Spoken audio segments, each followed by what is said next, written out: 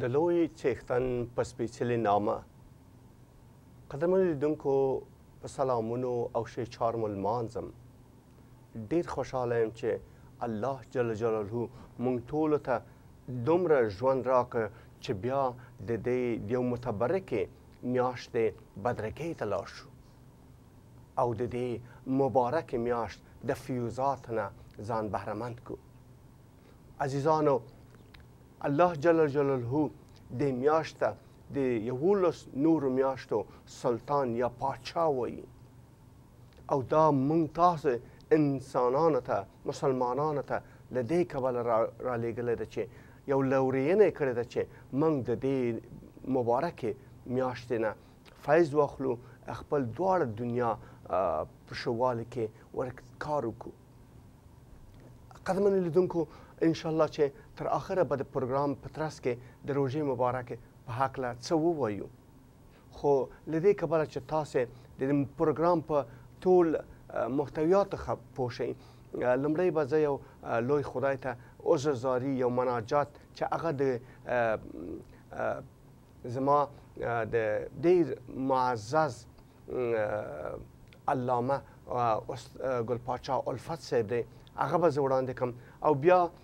اوشنګ جان څنګه چې تاسې ډېر په دا تېرې هفتې کې که د ساکر په میدان کې که په محفلونو که مجلسونو کې هر چی چې تللی و د تاسې د مینې نه د تاسې محبت نه برخورداره شو. هغه ویل څنګه وکړم چې د دې ځواب ورکړم، خی غواړم چې یو دفعه بیا راشم او خپل یو بل شعر چې نعتیه دی هغه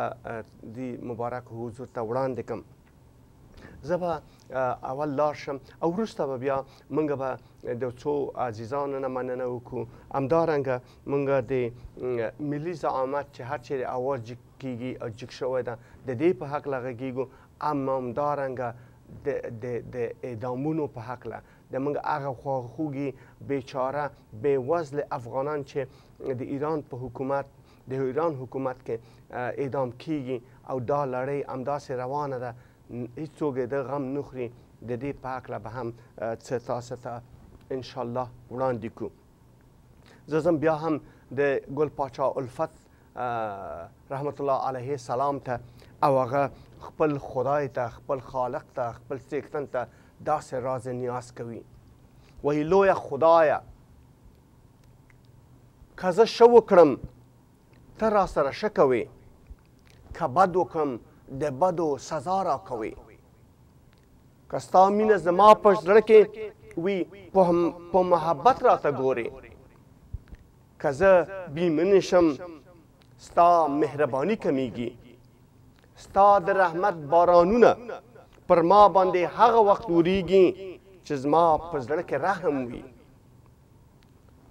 زه چې هر څه ګورم یا زه چې هر څه وکړم ته هماغسې را سره کوې زما نیکبختي او بدبختي زما په عمل پورې اړه لري او جنت ته یا دوزخ ته تګ زما د ښه عمل او بد عمل نتیجه ده زموږ عقل او فکر هم دغه دی موږ چې تا ته په خپله آینه کې وګورو ستا په باب دغه شان فکر کوو که موږ ځان ته وګورو ستا لوی شان ته وګورو که موږ ځان ته ونه ګورو ستا لوی شان ته وګورو ته زموږ له خیال نه او فکر نه ډېر لوړې یعنې ته د موږ په خیال او فکر کې نه راځې موږ چې د ځان غوندې خلکو دپاره کالي نیسو او هغه د سر په سترګو نه وینو یا لنډ وي یا اوږده موږ پوهېږو چې ستا ستاینه له موږ نه پوره نه ده موږ ډېر واړه او کوچني یو ته ډېر لوی او عظیم شان ذات یې دا زموږ کار د پښو په مقابل کې ستا ستاینه او دا زموږ کار د شو په مقابل کې شو کړو او د بدو په مقابل کې بد که موږ څوک ووهو نو حاکمان مو هم وهي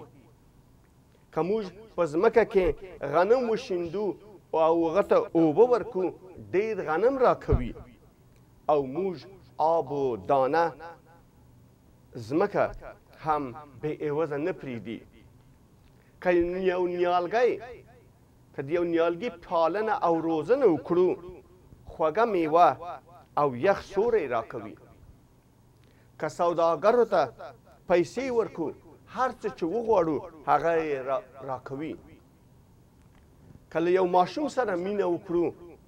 له موږ سره مینه کوي ستا شان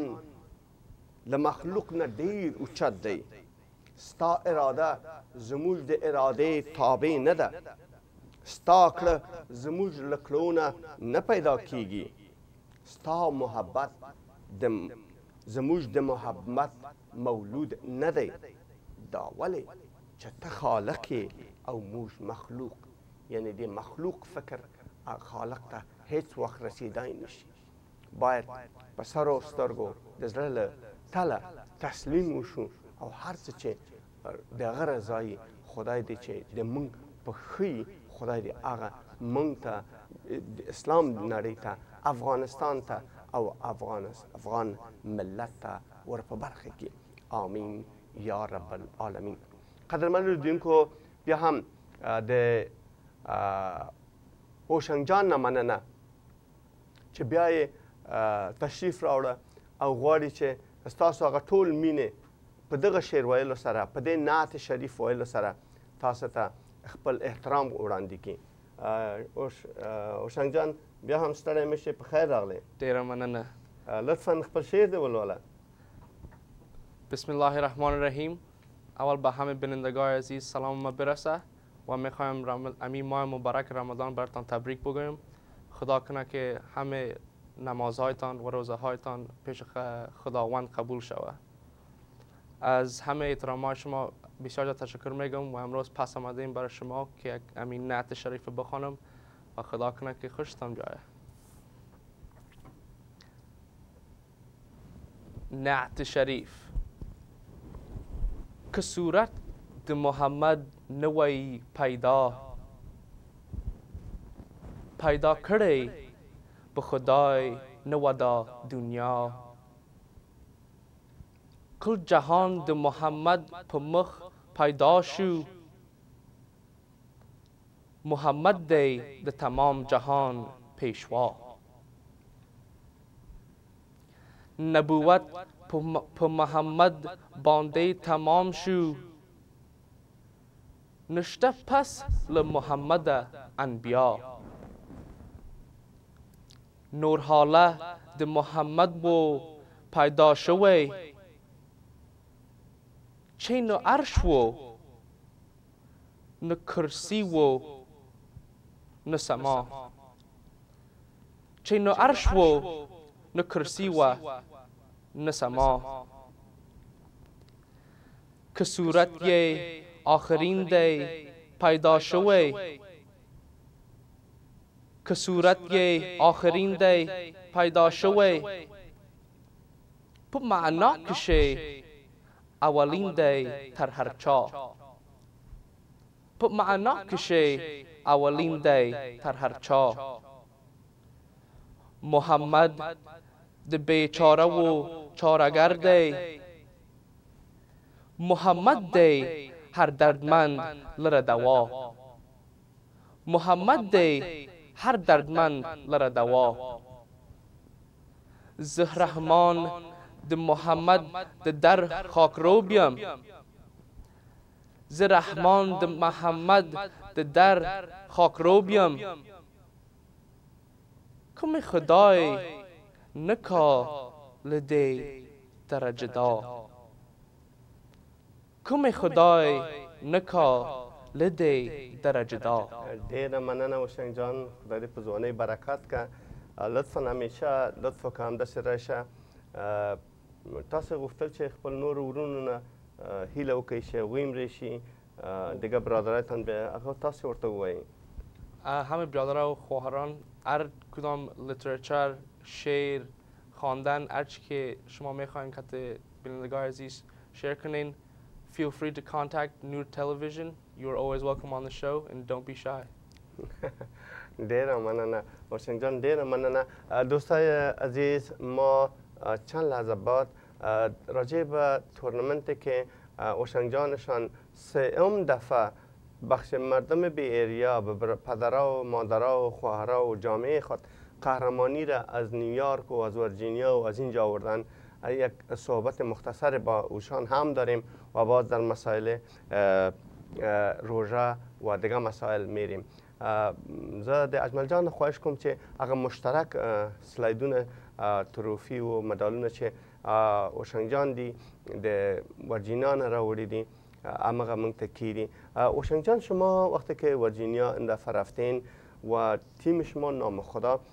بسیار خوب درخشید و کلشان به حساب شما شات اوت بود و هیچ گل نخوردین و همه را بردین و در آخر با تیم مقابل که مقابله کردین اونا را در فاینال در مسابقه نهایی 5-0 مردین موفقیتتان در چی بود؟ و اول پدر جان میخوایم از خداوند تشکر کنم که ما را کمک کردن که قهرمانی رو ببریم و موفقیت ما و کامیابی ما از این خاطر بود که هر بازیکن ما که رفتن فهمیدن پیش از رفتن که این سفر تنها به ساتری نیست به سیل دیدن نیست ساتری ما ای بود که تنها قهرمانی را پس به بیریا بیاریم کل بازیکن ما وقتی که ورجینیا رسیدیم در مسابقه داخل شدیم هر بازیکن فهمید که ما باید با یکی دیگه خدا بازی کنیم بله و از دل بازی کنیم و اگر بازی نکنیم نمیتونیم ببریم بله و شکر کشیدیم که در فاینال رسیدیم خدا و بردیم 5-0 که دفاع بسیار خوب و تانستیم با کل بینندگان عزیز پس کپ به بیریا بیاریم. بسیار خوب بسیار زیاد تشکر این هم امو افتخارات است که از طرف دیگرها به شما نشان داده شده ای از طرف AASF این پوسترها جور شده و به شما را قهرمان گفتن ما منش مردم بیریا به شما تبریک میگیم و موفقیتتان تبریک میگم خدا کنه که مردم بیریا شما را تشویق کنه حمایه کنه در میدانهای سپورت بیایه و سبب سربلندی و افتخار ما و همه جامعه افغانی شوین بخیر بسیار تشکر میخوایم بینندگان عزیز بفهمیم که ما تنها که دزیسه بردن خوش نیستیم و انشالله در این ماه سپتامبر خدا وند بتانه ما را کمک کنه که کپ 4 بیاریم خانه انشالله انشالله حتما میتونین. من بازم به شما تبریک میگم. خداوند همیشه موفق داشته باشیدن. تشکر از آمدنتان. قدرمن لیدونکو، اوس به بیا لاړ شو خپل عادي پروګرام ته، او هغه دا چې زه غواړم چې د یو شعر چې دغه شعر زما ډیر خوښیږي او اصلا د روژې مفهوم، د روژې مقصد هم په همدې کې دی چې موږ د انسان په توګه څنګه د یو بل انسان په درد کې درمن شو، په خوشحالي کې خوشحاله شو، که در خوار دی، که غریب دی، که بېوزله دی، څنګه دوی سره مرسته وکړو. نو په دې هکله قدرمنو خوشحال الفت بابا وایي چې ژاړي په غمونو کې خواخوږي له هر چا سره،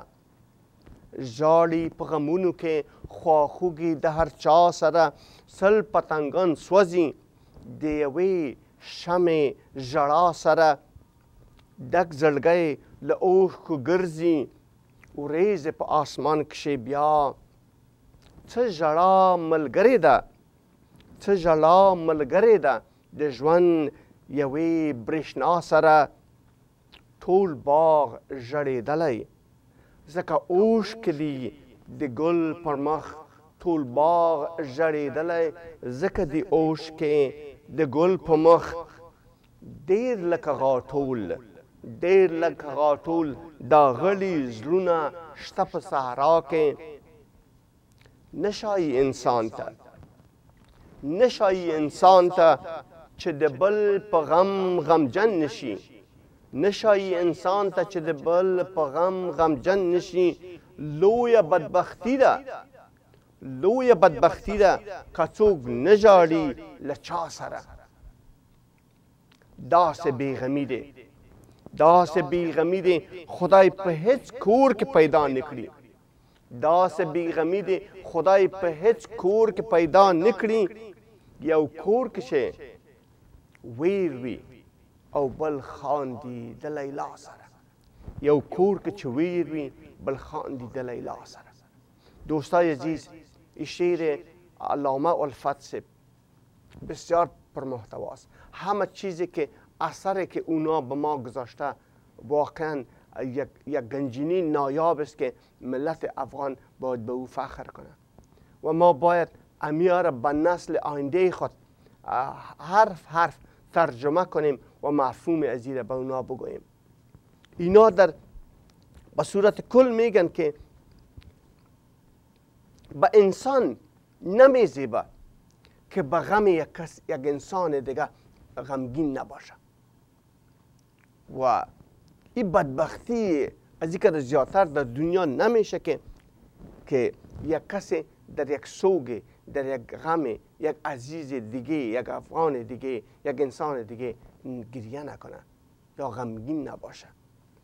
میگه خدا اتو بیغمی را به هیچ کس نده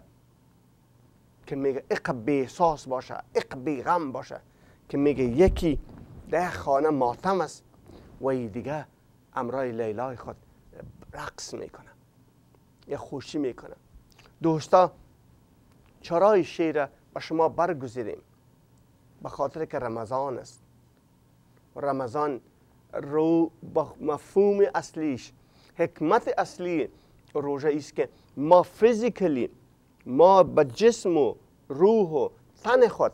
احساس از او را کنیم که او انسانایی که نادار است، او انسانایی که پول نداره، او انسانایی که لقمنان سر دستارخان خود نداره، احساس از اونا را چطور درک کنیم، چطور دست سخا را به جیب خود ببریم، چطور نترسیم که از شیطان که اونا ما را میترسانه که اگر 2 روپیه به غریب دادین و شما غریب میشین. دوستا، این بزرگوارا امین نصیحتشان است که به ما کرده و به ما گفته که من حیث انسان فکر کنین. مسائل قومی، زبانی، نژادی، منطقوی، این همش فقط یک مرض است، یک سرطان است که خداوند ما و شما را از اون نجات بده. وقتی که اگر میبینین همسایتان هر کس که است به هر زبان تکلم میکنه، از هر منطقی که است، اگر میبینین که مستحق کمک است، لطفا اول به اونا کمک کنید. اگر اما تو اقاربتن، اینمی ماه است که باید به شکل واقعیش ما باید امی احساس در خود بپرورانیم. نه تنها این ماه بلکه در تمام سال از او پیروی کنیم. و یک گرسنه تنها در ماه مبارک رمضان گرسنه نیست و طول سال است. یا چاری بخشی کنیم که زندگیش تغییر بدیم، با پای خود استادش کنیم و یا هم کمکش کنیم. دیگه از این خاطر دوستای عزیز، انشالله الرحمن ما مطالب زیاد راجع به روزه مبارکه داریم و علمای کرام، کسایی که در دین وارد هستند، اونا روزه را از زعم خود یا از مفهومی که خودشان داره تعبیر میکنن، گپ میزنن راجع به زو. ما میخوایم که همه مسائلی که اسلام عزیز گفته، این اسلام بشریت است. تنها انما المسلمین نگفته، انما المؤمنین یا ایها الناس گفته، به تمام بشریت است. و ما کوشش کنیم که هر چی که میکنیم اول مسائل انسانی رو مد نظر بگیریم و احساس انسانی رو در خود بپرورانیم. اگر این رو پرورانیدیم دیگه از جنگ خبری نیست، از دزدی و غارت و قتل و قتال و این چیزا دیگه اثری نمی باشه. چرا ما به انسان احترام قائل شدیم، بی از که او به کدام لسان گپ میزنه، از کجاست، چی دین داره، چی مذهب داره. از این خاطر است که آل انسان ها اقا خرد شده که خود اقا خرد ساختن که به این مسائل چسبیدن و دنیا را ببینین که یک دنیای پر از آشوب و پر از فتنه و پر از جنگ و جدال و کشتن و بم و انتحاری و چیزا شده. به خاطر از که ما از ارشادات خداوند دور شدیم، ما راه راست گذاشتیم، شیطان در وجود ما حاکم شده. شیطان ما را پول پرست ساخته، ما را ماده پرست ساخته، ما را دنیا پرست ساخته که خداوند ما شما را از اون نجات بده. دوستای عزیز، فکر میکنم وقت خبرهای تجارتی رسیده. چند لحظه معدود با شما به خبرهای تجارتی میریم، بعد از او با هم خواهیم بود. لطفاً با ما باشین. السلام علیکم.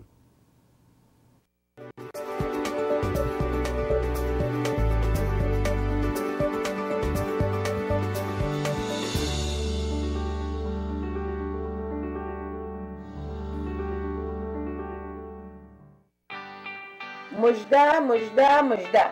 والکو فود استور یک بار دیگر با سرویس عالی و صادقانه و قیمت‌های خیلی منصفانه در خدمت شما وطنداران گرامی است. والکو توانسته است با نصب لوازم جدید و کاهش قیمت‌های خویش سبزیجات و میوه‌جات تازه، گوشت حلال و سایر مواد خوراکی را با کیفیت عالی برای شما عرضه دارد. سوپرمارکت والکو در آینده بسیار نزدیک با عرضه خدمات چون کیدرینگ و تهیه خوراک‌های گرم در خدمت شما خواهد بود. لطفاً آدرس ما را توجه فرمایید. 37300 سیدر بولوارد، نوار، کالیفرنیا، متصل خط ریل بین سرک تورنتون و سنترال. تلفن نمبر ما 510 742 0900. والکو ستاسې او ستاسې په خدمت کې ده.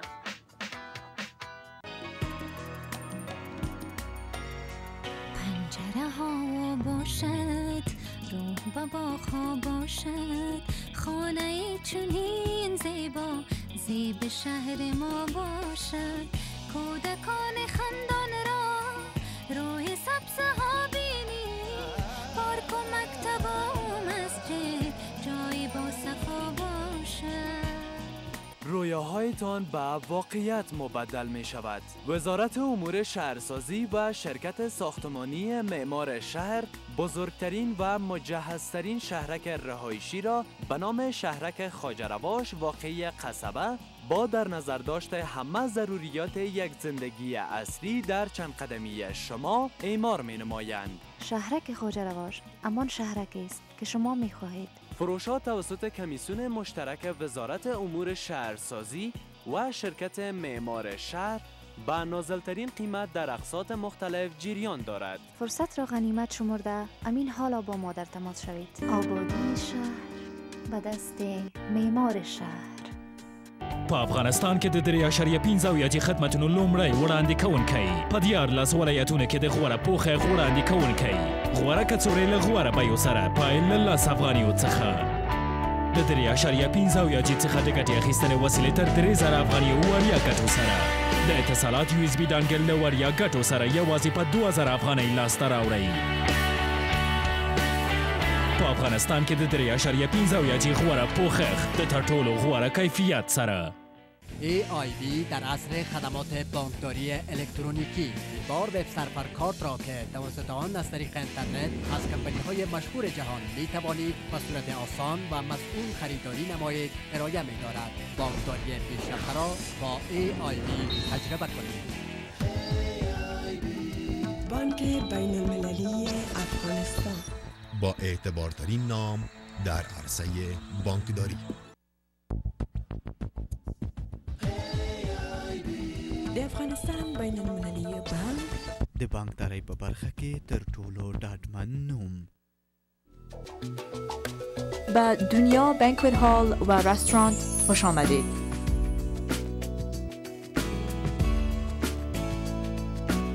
از پذیرایی‌های گرم و محبت آمیز آن لذت ببرید.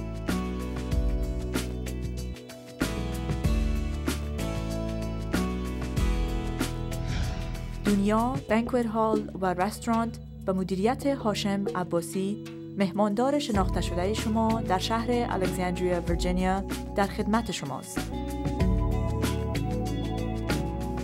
دنیا بانکوت هال و رستوران با گنجایش بیش از 500 نفر و دارای اتاق عقد و نکاح برای محافل خوشی، عروسی و مهمانی ها در انتظار شماست. رستوران دنیا با غذاهای متنوع 7 روز هفته در خدمت شماست.